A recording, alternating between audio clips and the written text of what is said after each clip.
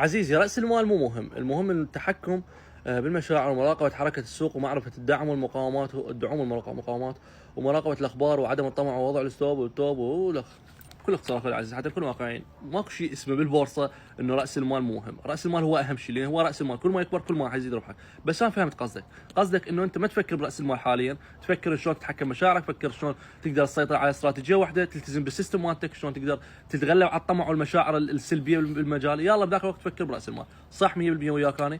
بس من ناحيه الدعم والمقاومات هذا الشيء يختلف من شخص لشخص. انا عن نفسي ما شفت بها اي فائده بالنسبه لي. يجوز انت بالنسبه لك انه الدعم والمقاومات شفت بها اقصى فائده لك، فهذا الشيء ما يهم، الاستراتيجيه ما تهم المشاعر، اداره راس المال مثل ما انت تقول صح. ويعني قلت عده اشياء ثانيه، بس انه الاهم انه تلتزم بهذا المجال، تعطي المجال حقه من وقت واجتهاد، بذاك الوقت راح تقدر تشوف نتائج. بس مو مباشره. يعني بعض الاشخاص، هو اشخاص يراسلوني مثلا يقولوا لي اليوم راح نبدي، اقول لك مثلا من اربح مثلا كذا 100 مليون.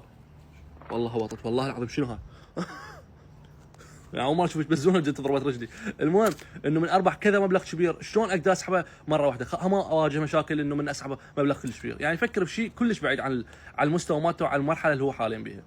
وبس. فمجرد قلت لك هذا رايي الخاص، وكل التوفيق لك وللكل. وقلت لك وارجع اقول لك الشيء الوحيد اللي اقدر اعرضه عليك انه تقدر تروح على اليوتيوب تكتب مخيم النخبه، راح يطلع لك كورس مجاني. ضمن الكورس شرح كل شيء اعرفه من اداره راس المال، مثل مشاعر ما طمع وغيرها، وكل شيء اعرفه شارحه بكورس مجاني. كل التوفيق لك وللكل، وتحياتي لكم.